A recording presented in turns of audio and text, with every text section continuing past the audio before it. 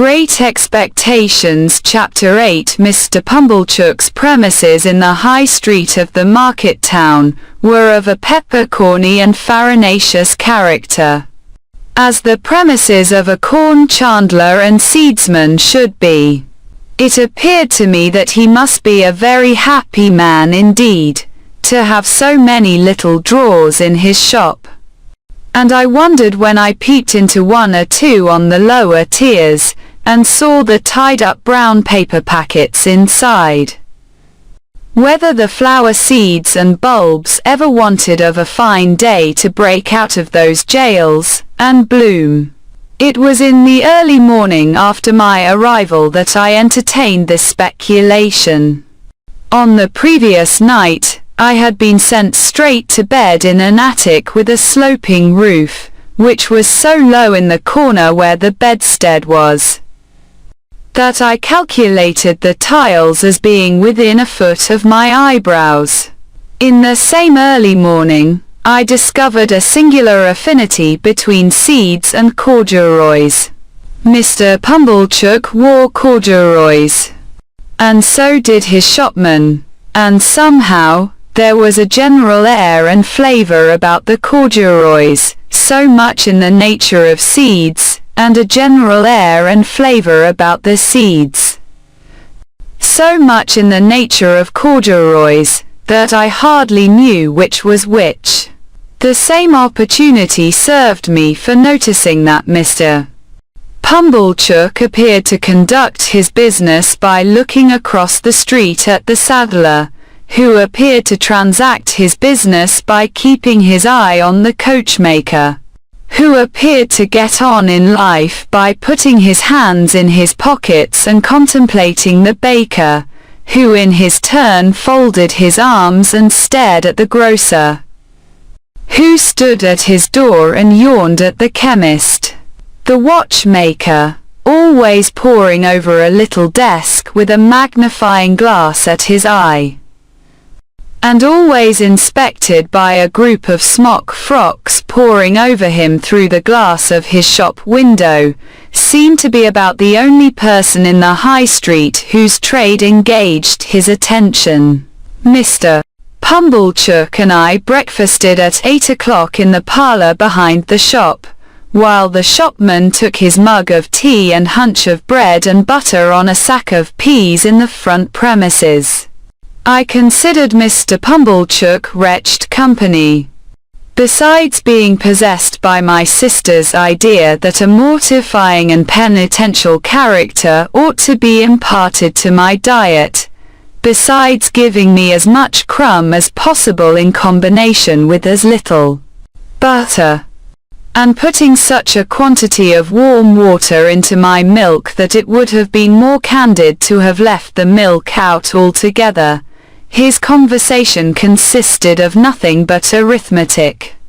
On my politely bidding him good morning, he said, pompously, 7 times 9, boy. And how should I be able to answer, dodged in that way, in a strange place, on an empty stomach? I was hungry. But before I had swallowed a morsel, he began a running sum that lasted all through the breakfast. 7, and 4, and 8, and 6, and 2, and 10, and so on. And after each figure was disposed of, it was as much as I could do to get a bite or a sup, before the next came, while he sat at his ease guessing nothing, and eating bacon and hot roll, in, if I may be allowed the expression, a gorging and gormandizing manner.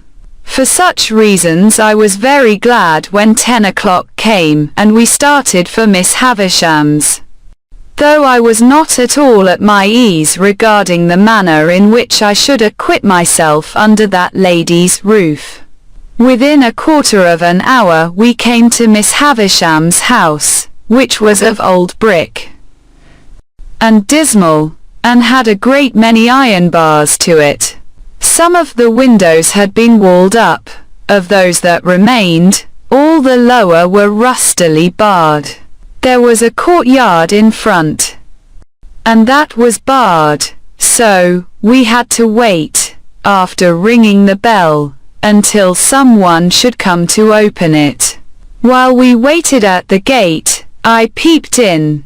Even then Mr. Pumblechook said, "And 14, but I pretended not to hear him, and saw that at the side of the house there was a large brewery.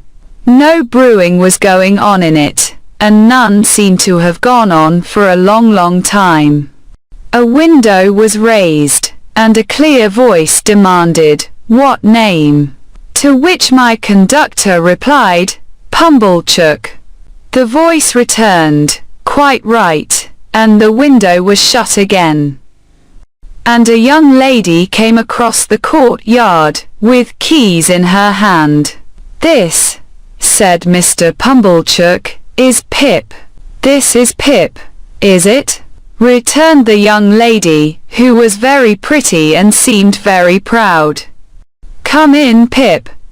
Mr. Pumblechook was coming in also, when she stopped him with the gate. 'Oh,' she said, 'did you wish to see Miss Havisham?' 'If Miss Havisham wished to see me,' returned Mr. Pumblechook, discomfited.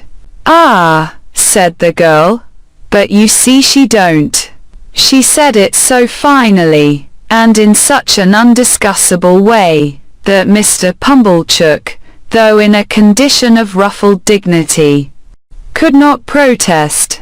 But he eyed me severely, as if I had done anything to him, and departed with the words reproachfully delivered, 'Boy, let your behavior here be a credit unto them which brought you up by.'